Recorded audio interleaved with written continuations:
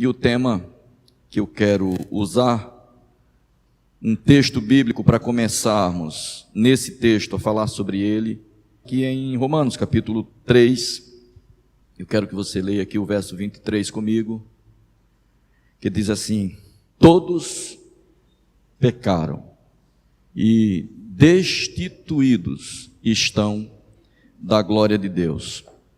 Tem uma tradução da Bíblia que eu gosto muito de estudar nela, que é essa versão de João Ferreira de Almeida atualizada.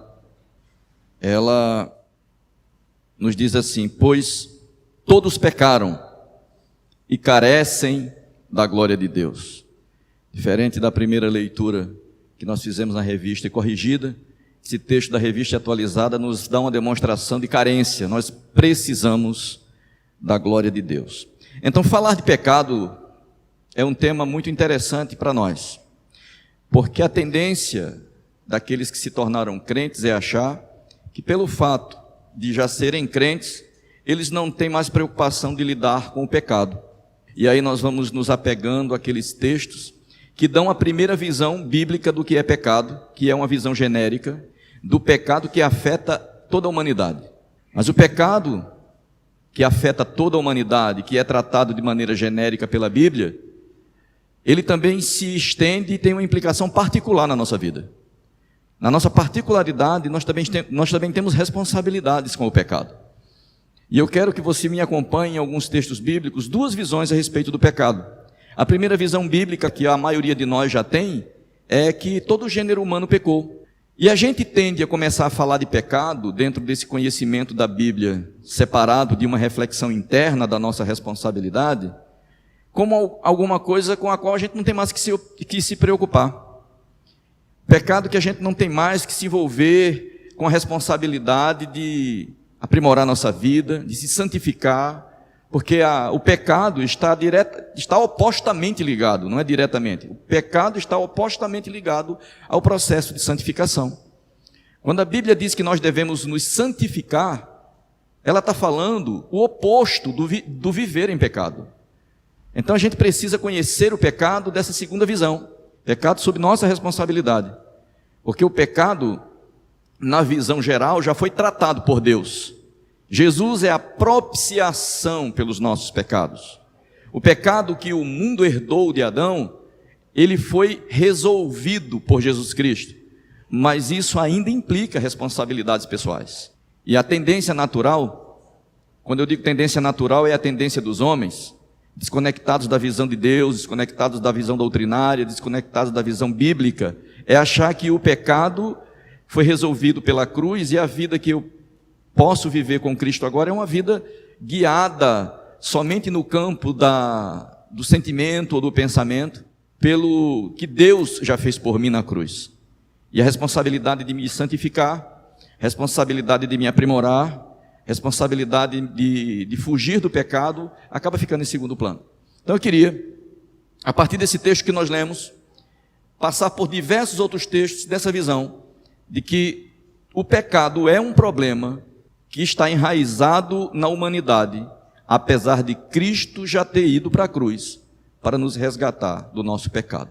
Quando João vê Jesus Cristo, lá no Evangelho de João, capítulo 1, versículo 29, João olha para Jesus andando em sua direção e ele faz a seguinte declaração: eis o Cordeiro de Deus que tira o pecado do mundo.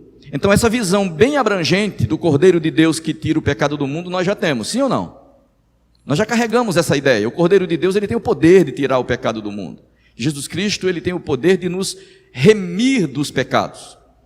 E a gente precisa olhar o que diz a palavra de Deus, aqui ainda em Romanos. Eu quero que você leia Romanos capítulo 6, versículo 23, que diz que o salário do pecado é a morte. O salário do pecado é a morte. Então o pecado traz consequências. Você está olhando para a Bíblia e está vendo que tem logo em seguida: mas o dom gratuito de Deus é a vida eterna em Cristo Jesus. Às vezes a gente olha assim, o salário do pecado é a morte, e não dá atenção a esse texto, porque em seguida vem um texto muito mais motivador, que é o dom gratuito de Deus, a vida eterna. O texto é motivador, mas não desligou, não desconectou do texto anterior do mesmo versículo. O pecado tem um preço, o pecado tem um custo. E o pecado, ele não entrou na humanidade por nossa própria vontade. Quando nós nascemos, nós já nascemos debaixo da maldição do pecado. Nós não escolhemos nascer em um planeta onde a maldição do pecado impera e está impregnada a todos os homens. As crianças que nós achamos tão belas, brincando, já estão marcadas pelo pecado. O pecado já habita nelas. Elas nasceram com pecado. E esse pecado vai acompanhá-las durante toda a vida, e vai ser esse pecado que vai dirigir a vida delas, que vai ser senhor da vida delas, se não houver uma intervenção divina nesse processo natural que nós herdamos de Adão. Quando nós olhamos para a herança de Adão, 1 Coríntios, capítulo 15, versículo 22, a Bíblia diz que todos nós morremos em Adão. Por que a Bíblia diz lá em 1 Coríntios? Eu quero que você leia comigo lá. Todos morrem em Adão. 1 Coríntios, capítulo 15, versículo 22. Porque assim como todos morrem em Adão, assim também todos serão vivificados em Cristo. Em Cristo. Olha essa expressão da palavra de Deus. Todos morrem em Adão. A atitude de rebeldia de Adão com relação ao pecado nos trouxe como consequência a morte. Quando a Bíblia diz que todos morrem em Adão, é porque a escolha que Adão fez de não ouvir as instruções de Deus com relação a como proceder na vida que Deus tinha dado para ele, trouxe uma consequência para toda a humanidade. Todos se tornaram mortos por causa do pecado. Porque o pecado gera morte. Foi esse o primeiro texto que eu li com você, não foi? Aliás, o segundo, o salário do pecado é a morte. Então a morte é a consequência do pecado. A consequência do pecado é a separação entre o homem e Deus. É dessa morte que nós estamos falando. Quando você olha para o Jardim do Éden, e você tem o conhecimento do que eu vou te falar agora, talvez nem seja necessário eu ler para você o que está escrito lá em Gênesis. Quando o homem cai e Deus se aproxima do homem, você começa a ver naquela relação de Deus com o homem, que Deus tinha diariamente. Na viração do dia, Deus vinha ao encontro do homem. Deus procurava o homem, porque Deus sempre quis entre nós uma proximidade que diferencia a sua criação mais elevada, que é o ser humano, das demais coisas que Ele mesmo criou. Deus queria proximidade conosco, Deus queria uma relação próxima conosco, e Deus procurava nessa relação próxima que tinha com Adão, a figura do primeiro homem, uma proximidade que foi quebrada pela desobediência. O pecado entrou na humanidade pela desobediência de Adão. A desobediência de Adão foi quebrar um princípio estabelecido por Deus. E o pecado é exatamente isso. A gente poderia definir pecado de diversas maneiras, mas a queda do homem já nos dá uma demonstração do que é o pecado. O pecado é você ter a consciência que Deus espera alguma coisa de você de uma determinada maneira, e você começa a colocar aquela instrução de Deus com relação à tua vida em questionamento. Porque foi isso que aconteceu lá no jardim. Deus tinha dado limites para que o homem vivesse. E os limites estabelecidos por Deus foram quebrados. Aliás, um limite apenas. Esse limite que Deus estabeleceu foi quebrado. O homem transgrediu a orientação de Deus e resolveu ouvir o inimigo, a serpente, como é figurada ali no texto de Gênesis. E quando o homem comete o pecado de desobedecer à vontade de Deus, a vida continua acontecendo. E aquilo nos ensina que a gente precisa ter muito cuidado, porque na maioria das vezes a nossa vida é vivida colocando a responsabilidade do pecado somente no poder restaurador, regenerador de Jesus Cristo e de sua obra na cruz do Calvário. Muitas vezes a gente só quer viver como crente isso. O pecado é real, o pecado veio à humanidade, eu não posso lutar contra o pecado, mas Jesus Cristo venceu o pecado na cruz, por isso eu posso viver a minha vida com Cristo, com todas as minhas limitações e ser salvo. E muitas vezes esse pensamento de ser salvo e viver minhas limitações é uma vida de viver flertando com o pecado. É uma vida de viver próximo demais do pecado, levando a sua vida ao risco de você não encontrar a redenção da sua alma no final da sua vida, na terra. Então, assim, essa segunda visão é o que é mais importante, mas a queda começou a demonstrar o que é pecado. Pecado é Deus dizer que quer algo de você sem fazer o contrário. Quando o homem pecou, enquanto ele não foi procurado por Deus, parecia que estava tudo normal. Aí o texto lá em Gênesis diz que na viração do dia, Deus procurou Adão e disse: onde estás? Não foi assim? E aí o que é que Adão fez? Deus procurou Adão: onde estás? Se ele procurou Adão onde estás, é porque Adão estava escondido, como de fato disse: Senhor, eu me escondi, porque eu percebi que estava nu. E aí Deus pergunta para Adão: como é que você teve essa ideia de que você estava nu? E quando a gente olha essa palavra nudez, que ali é usada como um símbolo para nos ensinar sobre estar moralmente despido, a moralidade de Adão, porque Adão confrontou um princípio estabelecido por Deus, um limite, uma demarcação. Isso fez com que houvesse um distanciamento entre Adão e Deus, aquela comunhão não existia mais. Deus chegava e Adão estava com as mesmas vestes que estava naquele dia. Só que a transgressão de Adão fez Adão ter uma sensação diferente com a presença de Deus ali. Adão ficou constrangido em estar na presença de Deus. A ideia, está nu, ele não tinha segurança de levantar os olhos para o Criador e dizer: Senhor, eu estou aqui para te entregar a minha adoração diária. Senhor, eu estou aqui para nós desfrutarmos dessa comunhão todos os dias no final da tarde. E é exatamente isso que o pecado continua fazendo conosco, queridos. O pecado tem essa força de nos fazer ter vergonha do Criador, que agora é nosso Salvador. Enquanto a gente não é confrontado com a proximidade de Deus, a gente vai vivendo a nossa vida com o pecado, até que Deus se aproxima de nós.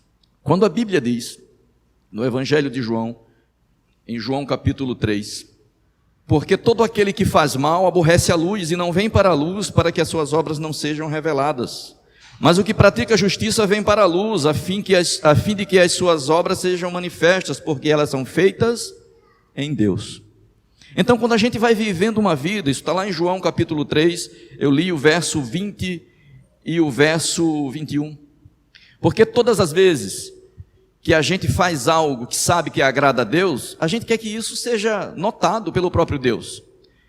Quando a nossa vida começa a não corresponder àquelas expectativas que nós sabemos que Deus já estabeleceu para ela, nós queremos ficar escondidos de Deus. E foi isso que aconteceu com Adão.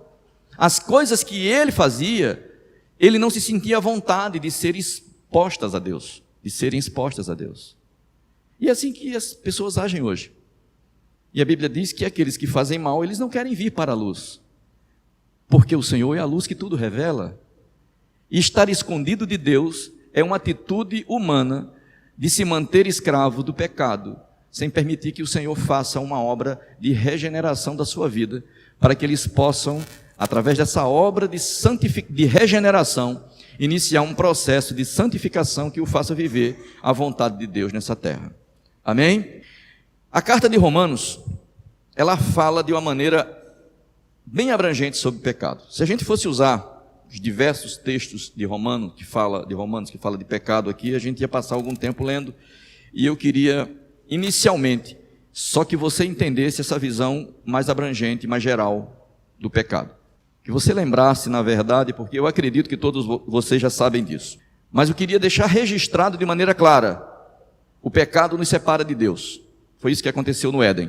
Estava tudo bem entre o homem e Deus. Quando o pecado foi plantado, uma distância entre Deus e o homem foi posta. O próprio homem não se sentia mais à vontade na presença de Deus. Ele não queria mais estar perto de Deus, porque o pecado produz isso em nós. Quando nós começamos a sentir desmotivação de ler a Bíblia, quando nós começamos a sentir desmotivação de orar a Deus, quando nós começamos a sentir desmotivação de adorar ao Senhor, de vir à sua casa, de nos fortalecermos na presença dEle, isso é sinal de que o pecado está de novo ganhando força sobre a nossa vida. Eu queria que nós, com um pouco de paciência, pudéssemos enxergar isso hoje, a partir da leitura da Bíblia que nós faremos. Amém?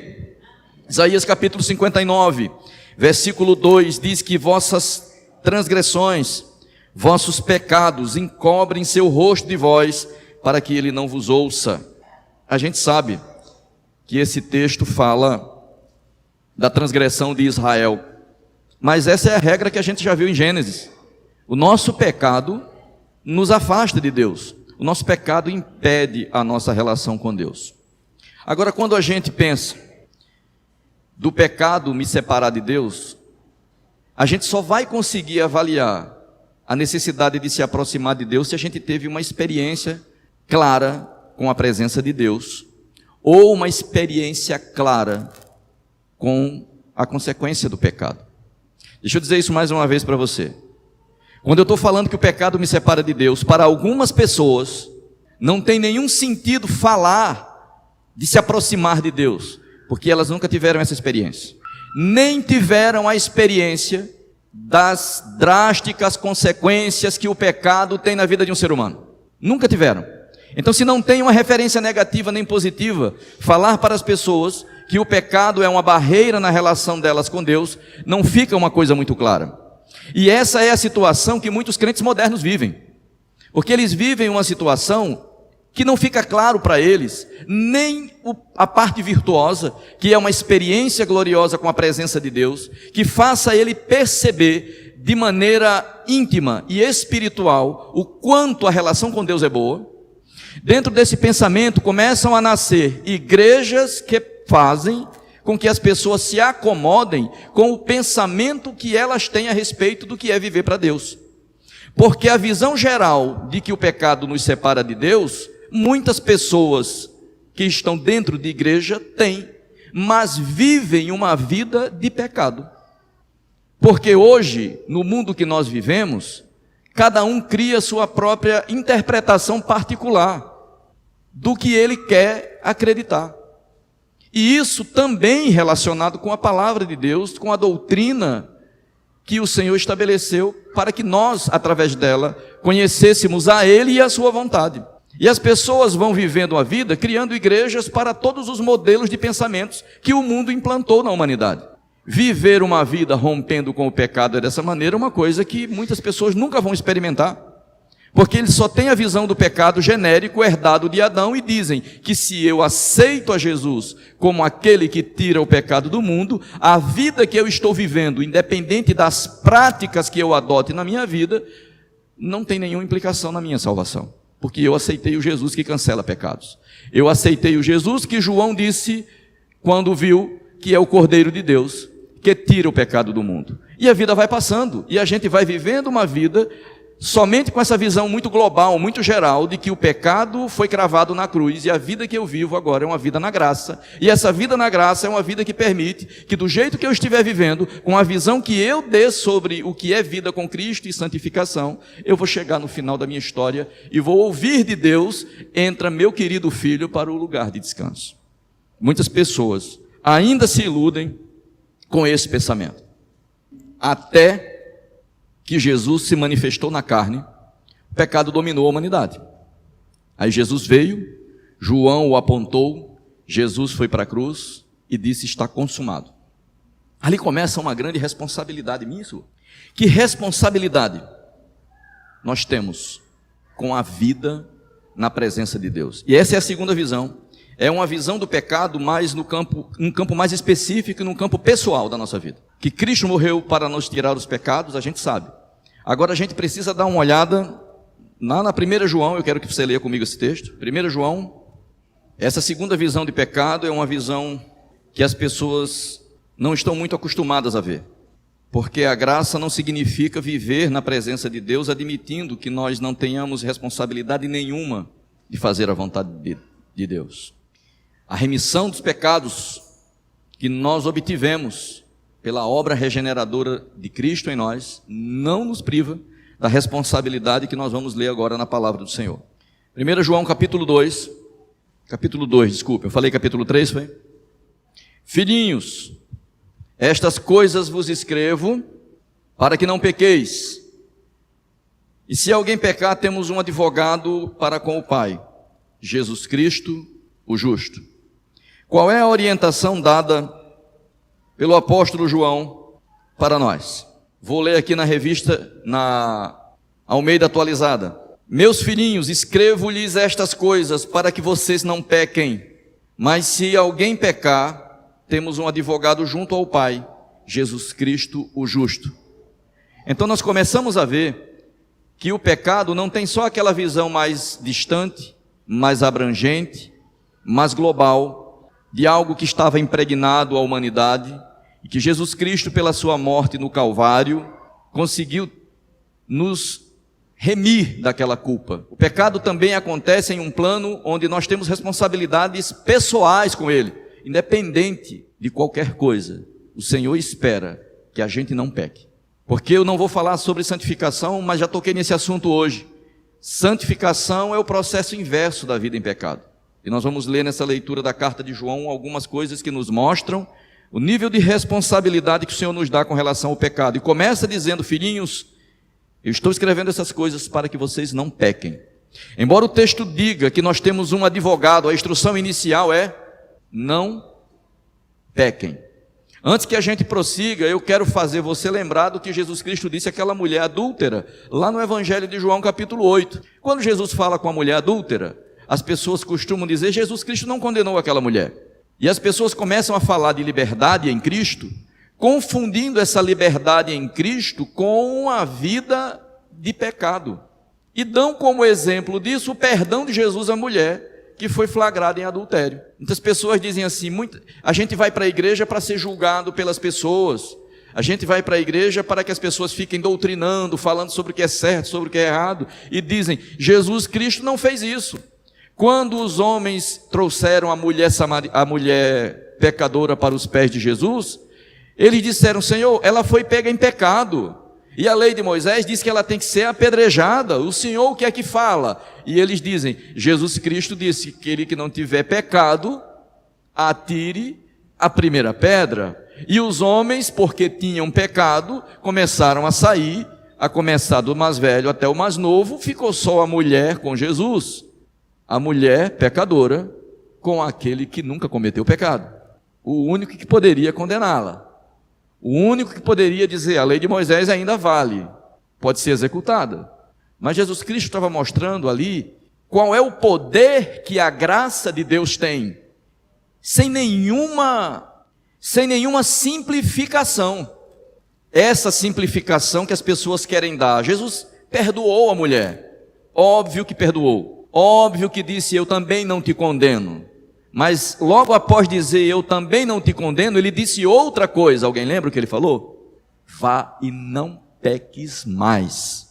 Então a vida em pecado não combina com a vida de quem quer viver na presença de Deus. Se nós queremos viver na presença de Deus, uma coisa precisa estar fora da nossa vida, é o pecado.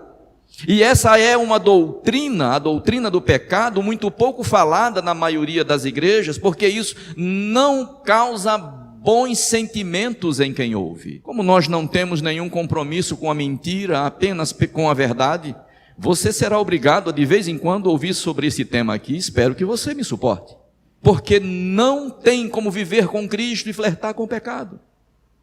O pecado nos separa de Deus. E o pecado que nos separa de Deus não é somente aquele de Adão. O pecado que nos separa de Deus é esse do dia a dia. João escreveu, e lá no capítulo 2 da primeira carta ele diz: filhinhos, eu escrevo essas coisas para que vocês não pequem, embora que, se vocês pecarem, temos um advogado, Jesus Cristo justo. Mas a instrução é: não pequem. E tem pessoas que já se apoiam na segunda parte do versículo, dizendo assim: temos um advogado, então isso quer dizer que eu posso pecar? Obviamente não. Temos um advogado para a eventualidade de eu cometer um pecado, porque aqueles que estão em processo de santificação não vivem mais em pecado. A graça de Deus expressa por Jesus para aquela mulher pecadora começa dizendo assim: olha, você não será condenada, mas você tem a responsabilidade de não mais cometer pecados. Você está sendo perdoada. A sentença do seu pecado seria a morte. Jesus disse: eu não vou te condenar a isso, mas eu te dou a responsabilidade de viver uma vida diferente de hoje em diante. Quantos creem assim? Uma vida livre do pecado. Nós estamos lá em 1 João, eu só falei lá da história da mulher pecadora para a gente clarear a nossa visão. A Bíblia diz no verso 2: e ele é a propiciação pelos nossos pecados, e não somente pelos nossos, mas também pelos de todo mundo. Jesus é a propiciação dos nossos pecados. Então, quando eu olho para esse texto, Verso 3: nisto sabemos que o conhecemos. Como é que a gente sabe que alguém conhece a Jesus? Nisso sabemos que o temos conhecido, se guardamos os seus mandamentos. Olha, quando João está falando de não pecar, ele está falando para as pessoas que estão ouvindo a mensagem da carta. As pessoas ouviram essa leitura dizendo: quem conhece a Jesus obedece os seus mandamentos. Aí as pessoas têm a tendência de pensar: pastor, peraí, nós não estamos vivendo na graça? Como assim obedece mandamento? Não é só aceitar a Jesus, entregar seu coração a Ele e viver a vida na expectativa da eternidade até que tudo termine? Não tem que obedecer mais a ninguém. Pois é, para a decepção de alguns, a graça não nos isenta da responsabilidade da obediência. A graça traz consigo orientações. Aliás, a graça não invalidou os mandamentos antigos. E há pessoas que pensam: os mandamentos de Deus do Velho Testamento já foram terminados, agora nós vivemos pela graça, e essa declaração que muitos fazem, que agora vivemos pela graça, é uma declaração que parece que Deus não espera mais nada de nós. É apenas que a gente venha para a igreja, cante hino, faça orações e escute mensagens. Quando na verdade ainda existe a lei, ela está estabelecida, nenhum jota, nenhum tio foi tirado, e nós ainda devemos obediência à palavra de Deus. Aliás, eu costumo dizer, desde o início do nosso ministério aqui, que é muito mais difícil obedecer às orientações da graça do que às orientações da lei. Quem está comigo desde o início lembra que eu sempre cito o Sermão da Montanha. Sermão da Montanha, Jesus diz assim: ouvistes o que foi dito aos antigos. E quando ele diz ouvistes o que foi dito aos antigos, tem sempre uma orientação que os antigos poderiam fazer, e ele diz para nós: eu, porém, vos digo. A graça inaugura em nós mais responsabilidade de viver uma vida mais profunda nessa relação com Deus do que os que viviam sob a lei viveram. Muito mais profunda. Responsabilidade nossa ultrapassa aquela responsabilidade de quem viveu pela lei. O texto diz assim: se alguém olhar para uma mulher com um olhar impuro, já cometeu adultério com ela. E o que era válido para os antigos? Não cometerás adultério. Se isso já fosse obedecido, tudo certo. Agora a Bíblia diz: se você olhar, já cometeu adultério com ela. Ouvistes que foi dito aos antigos: amarás aos teus amigos, aborrecerás aos teus inimigos. Aí Jesus diz assim: eu, porém, vos digo: amarás os teus inimigos, orem pelos que vos maldizem e vos perseguem. Isso é mais fácil ou é mais difícil? Então nunca confunda graça com libertinagem. A graça traz para nós implicações de responsabilidades muito mais elevadas, por uma razão simples: era impossível que os mandamentos da lei estabelecidos por Deus fossem obedecidos pelos homens marcados pelo pecado. E a Bíblia diz que a morte reinou de Adão até Moisés. Então, sob a égide da lei, a morte imperava. E aquelas pessoas que tinham orientações de fazer as coisas conforme a vontade de Deus, elas não conseguiam obedecer a Deus. A graça, entre outras coisas, é nos dar a capacidade de obedecer à vontade de Deus pela presença do Espírito Santo em nós. A gente vive com o Espírito Santo em nós. Então a nossa relação com a palavra de Deus ela é diferente da relação de Israel. Quando a Bíblia diz para Israel: não cometa adultério, Deus pode elevar o nível e dizer para a igreja: nem olhe para não cometer adultério só no seu pensamento. Consegue perceber? Consegue notar o nível de responsabilidade ao qual Deus nos traz?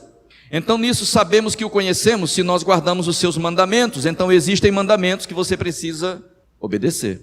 Aquele que diz que eu o conheço e não guarda seus mandamentos é mentiroso e nele não está a verdade. Então Deus espera que você o obedeça. Livrar-se do pecado é, em primeiro plano, estabelecer que você vai obedecer à vontade de Deus. E onde é que você encontra a vontade de Deus? Na sua palavra, nos seus ensinamentos, submetendo-se a um processo de desenvolvimento, de conhecimento de Deus e de sua vontade, que só é possível quando você é exposto à palavra de Deus. Amém?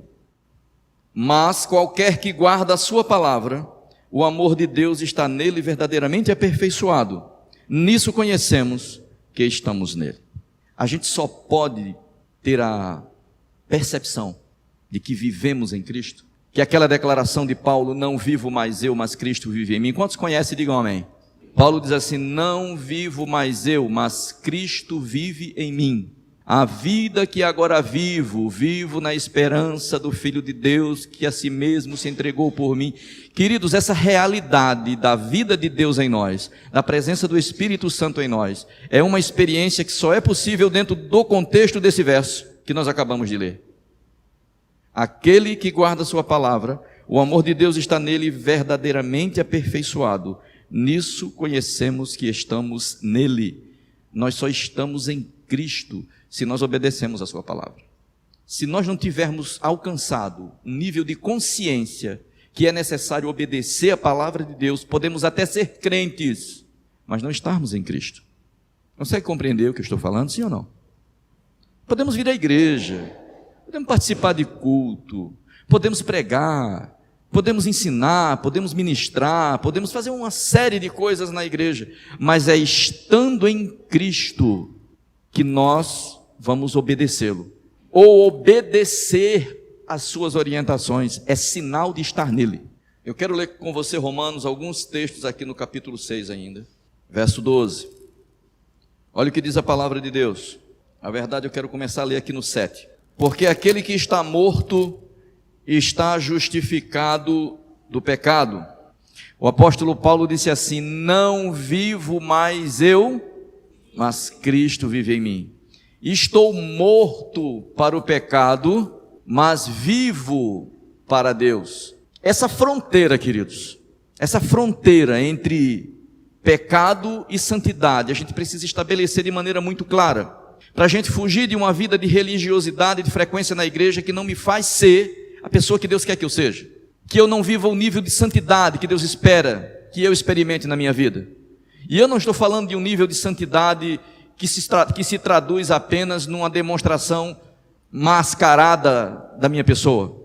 É um nível de santidade que começa dentro de mim, pela minha maneira de me conduzir, de entender qual é a vontade de Deus para a minha vida e de que maneira eu conduzo a minha vida, para que o Senhor possa ficar satisfeito com as minhas ações nesse mundo sem esperança. Romanos capítulo 6 diz assim, porque aquele que está morto está justificado do pecado.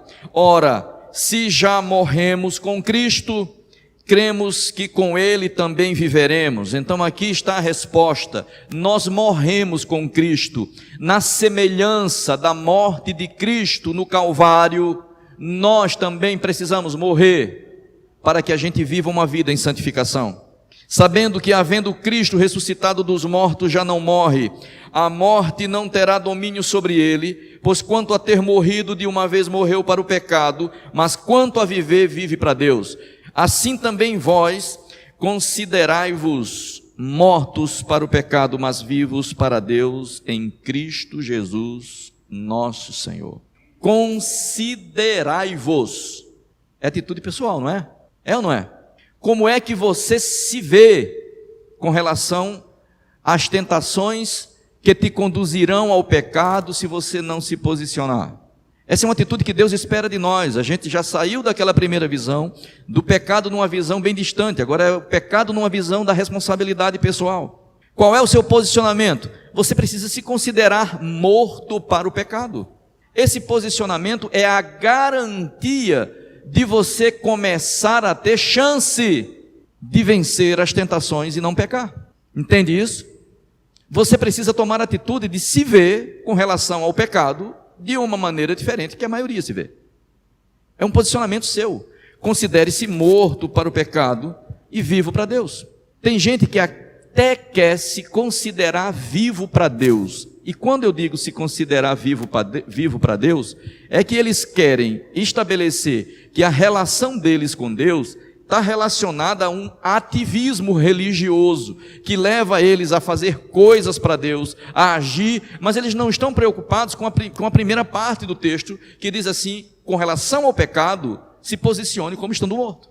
Se posicione como não tendo vida para o pecado. Aplique as suas energias para viver para Deus. Mas é preciso que, em contrapartida, você também se posicione para rejeitar o pecado. Verso 12. Não reine, portanto, o pecado no vosso corpo mortal, para lhes obedecerdes em suas concupiscências, nem tampouco apresenteis os vossos membros ao pecado como instrumento de iniquidade, mas apresentai-vos a Deus como vivo entre os mortos, e os vossos membros a Deus como instrumentos de justiça. Porque o pecado não terá domínio sobre vós, pois vocês não estão debaixo da lei, mas debaixo da graça. O pecado não reine. É imperativo isso. Quando a Bíblia diz assim: não reine o pecado nos vossos... Não reine, portanto, o pecado no vosso corpo mortal, é imperativo também, tudo isso é ordem. E a preocupação que eu tenho é como você e eu, como nós encaramos isso. Como é que você enxerga essa situação? Não reine o pecado é responsabilidade nossa. Isso significa que mesmo que Cristo tenha, pela cruz do Calvário, neutralizado o poder de pecado, eu posso, vivendo uma vida de crente, deixar que o pecado me domine e seguir por um caminho de religiosidade e de pecado ao mesmo tempo. Porque Deus me dá, e dá a você também, a responsabilidade de estabelecer que o pecado não pode nos dominar, e essa decisão é sua, é minha, é nossa. A decisão de dizer assim: o pecado não vai reinar sobre nós. Quando a Bíblia está mostrando essa figura de pecado não reinar sobre nós, vai mostrar uma imagem de que condição a gente está com relação a Deus e com relação ao pecado, com relação à justiça de Deus e com relação ao pecado. Porque o pecado, reinando sobre nós, ele controla e dirige a nossa vida. A maioria das pessoas ainda não conseguiram compreender a dimensão exata do que é entregar a vida a Jesus. Ainda não conseguiram compreender que entregar a vida a Jesus Cristo traz consigo a exigência de não permitir que ninguém mais mande na sua vida. E muitas pessoas estão entregando a vida a Jesus e permitindo que o pecado reine ainda sobre a vida deles. E a instrução de Paulo aos Romanos no capítulo 6 é clara, é bem objetiva. Não reine é uma orientação dada para você assumir a responsabilidade de não permitir que o pecado seja senhor da sua vida, porque ele vai se estabelecer e controlar você, se você não se posicionar. E aí, o verso 14 diz: o pecado não terá domínio sobre vocês, porque vocês não estão debaixo da lei, mas debaixo da graça. A lei não conseguiu extinguir o pecado, mas a graça torna possível a gente extinguir o pecado. A Bíblia diz que aquele que nasceu de Deus não peca. Aqueles que são nascidos de Deus não pecam. Se peca, é porque não nasceu de novo. Isso é possível? Viver uma vida sem pecado? É possível, na graça, viver uma vida sem o domínio do pecado? Sim. É possível viver sem pecar? É, porque a Bíblia diz que o nascido de Deus não peca. Aquele que é nascido de Deus não peca. Ele não tem condições de pecar. Ele não peca não é só porque está nesse primeiro nível de não deixar o pecado dominar, de uma atitude pessoal sua. Quando ele nasce de Deus, ele não peca porque ele nasceu de Deus. Ele não pode pecar porque a natureza de Deus está nele. Amém? Quando ele é de novo gerado, ele tem a natureza do segundo Adão, a natureza de Jesus Cristo nele, de verdade, não de fantasia, de consciência e de realidade, não permite que ele peque. Ele não pode pecar porque ele nasceu de novo. O que ele reflete é a natureza que ele tem. Se o pecado nos domina, o reflexo do pecado nos dominando é o pecado sendo praticado. O reflexo da graça de Deus enchendo nossa vida é a presença de Deus em nós, e o que nós vamos expressar é a natureza e as virtudes de Deus. Quem nasceu de Deus não pode pecar, porque nasceu de Deus. E é esse o desafio que a palavra de Deus nos faz, nascer de novo. Esse foi o desafio que Jesus fez a Nicodemos. Porque existem pessoas que acham que vão conseguir levar uma vida de crentes, uma vida religiosa, sem deixar com que esse processo de santificação, de novo nascimento, ocorra com eles. E vão vivendo uma vida de ilusão. Nicodemos chegou para Jesus Cristo e disse assim: Senhor, tu és o mestre vindo de Deus, porque ninguém pode fazer os sinais que tu fazes, se Deus não for com ele. Qual foi a resposta de Jesus para Nicodemos? Quem não nascer de novo não pode ver o reino de Deus. Então o novo nascimento é uma experiência que nós precisamos ter com relação à nossa vida na fé.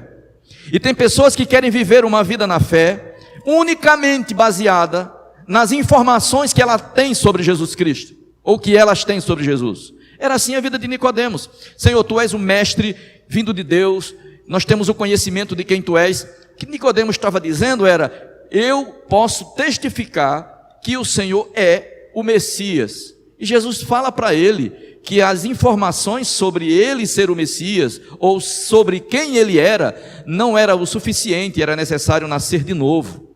Nicodemos não entendeu nada daquilo e ficou conjecturando com Jesus: como é que pode um homem nascer de novo sendo velho? Tem muito crente assim. Tem muito crente ainda hoje que se tornou crente, aprendeu sobre doutrina, aprendeu sobre várias informações da Bíblia, estão vivendo uma vida sem a experiência do novo nascimento. Quem não nascer da água e do Espírito, eu tenho que dizer isso para você, não vai entrar no reino de Deus. Não vai entrar. Então a gente precisa buscar uma experiência com Deus de novo nascimento, porque é isso que me faz me livrar do pecado. Porque existe uma necessidade que é de, pela instrução do que é certo, começar uma luta minha contra o pecado. A Bíblia vai dizer aqui, verso 17 do mesmo capítulo 6 de Romanos: mas graças a Deus, que tendo sido servos do pecado, obedecestes de coração a forma de doutrina a que fostes entregues. Deixa eu ler esse texto aqui na Nova Almeida Atualizada. Romanos 6,17. Mas graças a Deus, que tendo sido escravos do pecado, vocês vieram a obedecer de coração a forma de doutrina a que fostes entregues. Então veja bem, escravos do pecado precisam tomar uma atitude, e essa atitude é pessoal, de a partir do que aprendem na doutrina, no ensino da palavra de Deus, começar a viver uma vida conforme Deus planejou que vivessem.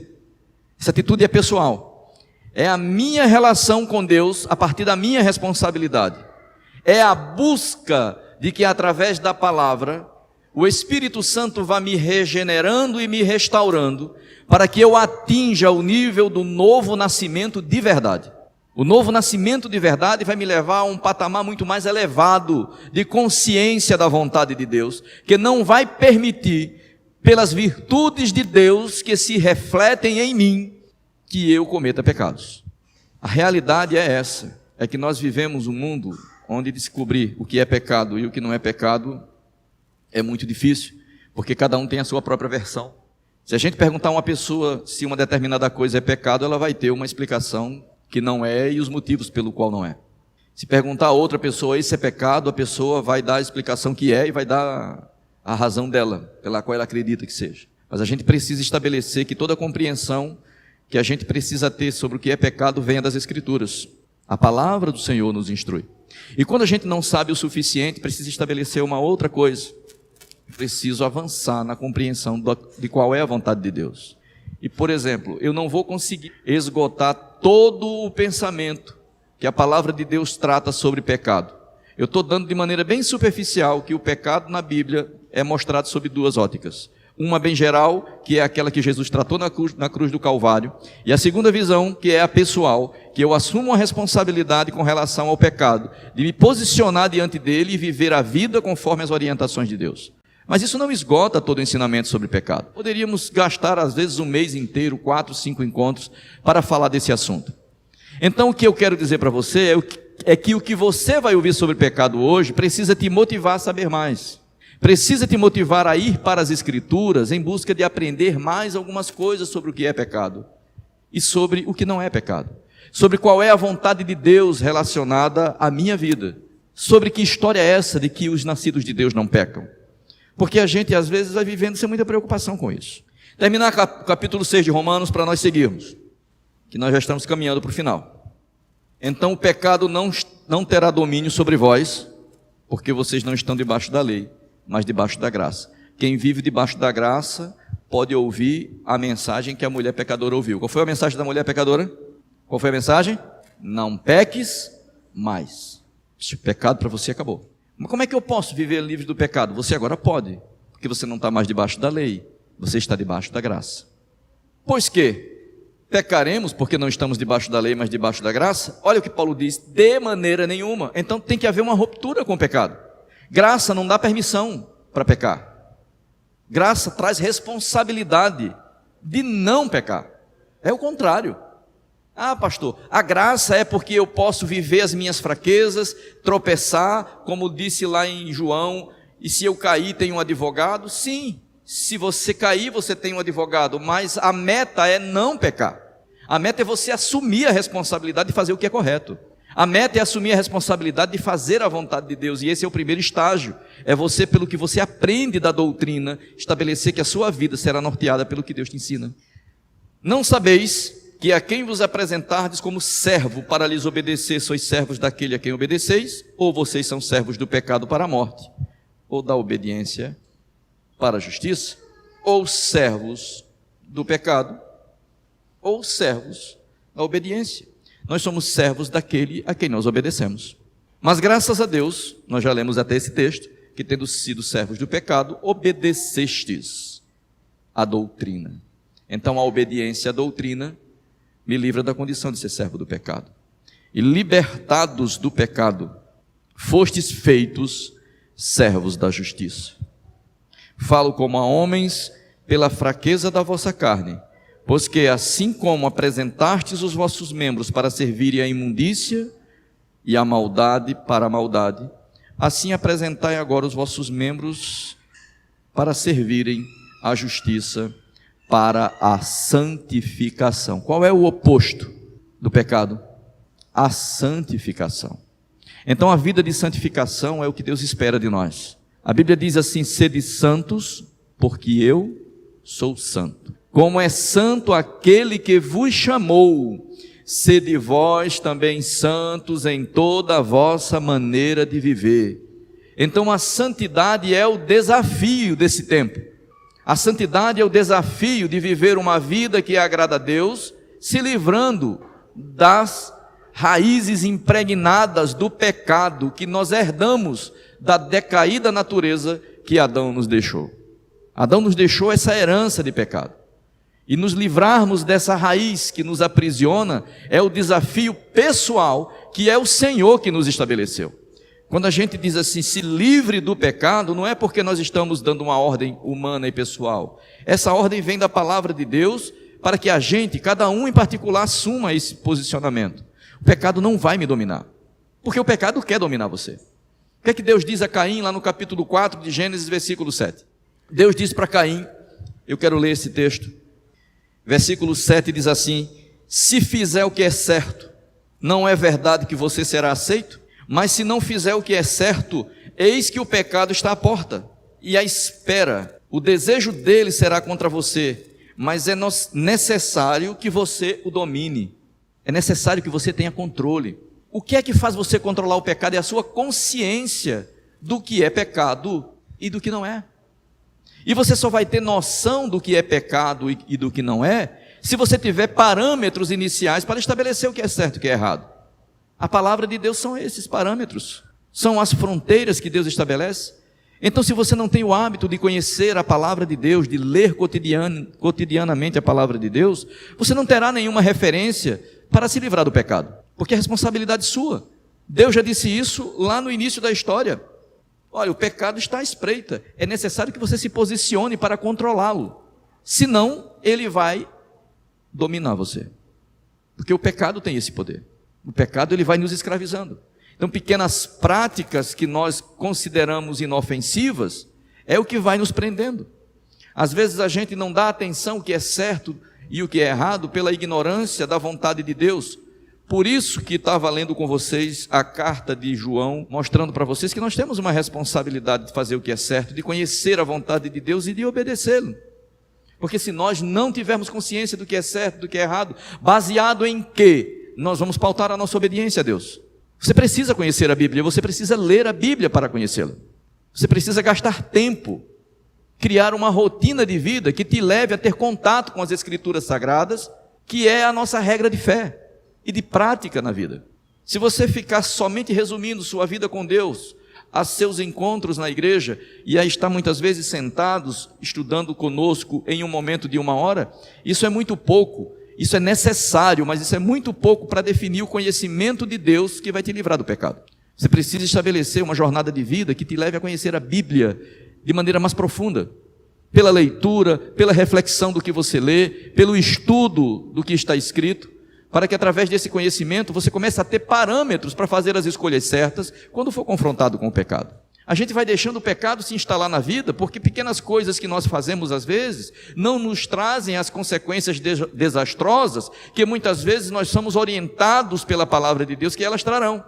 Como as consequências não são vistas de maneira imediata, a gente vai deixando que essas práticas vão se acumulando em nossa vida, vão se instalando em nossa vida, e quando nós menos esperamos, nós estamos aprisionados em uma vida completamente dominada e entregue ao pecado. Tenha cuidado para o pecado não dominar você. Amém? Porque o salário do pecado é a morte, mas o dom gratuito de Deus é a vida eterna em Cristo Jesus. 1 João, no capítulo 3, verso 5. Eu vou ler nessa versão da revista Almeida Atualizada, que tem um texto talvez mais claro para a gente acompanhar. Capítulo 3, eu vou ler do 4 em diante. Todo aquele que pratica pecado também transgride a lei, porque o pecado é a transgressão da lei. E vocês sabem que ele se manifestou para tirar os pecados, e nele não existe pecado. Todo aquele que permanece nele não vive pecando. Todo aquele que vive pecando não o viu, nem o conheceu. Filhinhos, não se deixem enganar por ninguém. Aquele que pratica a justiça é justo, assim como ele é justo. Aquele que pratica pecado procede do diabo, porque o diabo vive pecando desde o princípio. Para isso se manifestou o Filho de Deus, para destruir as obras do diabo. Todo aquele que é nascido de Deus não vive na prática do pecado, porque nele permanece a semente divina. Esse não pode viver pecando, porque é nascido de Deus. Nisto são manifestos os filhos de Deus e os filhos do diabo. Todo aquele que não pratica justiça não procede de Deus, e o mesmo vale para aquele que não ama o seu irmão. Essa versão da Bíblia, atualizada de Almeida, ela é boa para clarear a compreensão em vários aspectos. E eu vou ler mais uma vez na Revista Corrigida o que diz os últimos versos, começando no 6. Qualquer que permanece nele não peca, qualquer que peca não o viu nem o conheceu. Parece que a versão que eu li para você aqui, da Revista da Atualizada de Almeida, ela dá uma suavizada na expressão não peca, não dá? O texto da Revista Corrigida diz não peca. E diz ainda assim, filhinhos, ninguém vos engane. Quem pratica justiça é justo, assim como ele é justo. Quem comete pecado é do diabo, porque o diabo peca desde o princípio, e para isso o Filho de Deus se manifestou, para desfazer as obras do diabo. Qualquer que é nascido de Deus não comete pecado, porque a sua semente permanece nele, e não pode pecar, porque é nascido de Deus. Nisso são manifestos os filhos de Deus e os filhos do diabo. Qualquer que não pratica a justiça e não ama ao seu irmão, não nasceu de Deus. Então veja, o pecado não é uma brincadeira. A gente não pode brincar com o pecado, e eu quero deixar isso bem claro para você. Pastor, se pecarmos, temos um advogado, Jesus Cristo, o justo. Mas Hebreus também diz uma coisa: se pecarmos voluntariamente depois de termos o conhecimento da verdade, já não há mais sacrifício pelo pecado, mas uma expectação horrível e um ardor de fogo que há de consumir os desobedientes. Amém? Então o pecado não é uma brincadeira. A gente não pode achar que a graça nos permite viver uma vida qualquer. A graça de Deus nos capacita a vencer o pecado. E eu quero que esse pensamento possa achar espaço em seu coração nessa noite. e que você possa conduzir a sua vida nesse mundo, deixando que a graça te envolva cada vez mais e te capacite a viver uma vida distante do pecado. Que essa é a vontade de Deus. Vamos ficar de pé, vamos orar em nome de Jesus.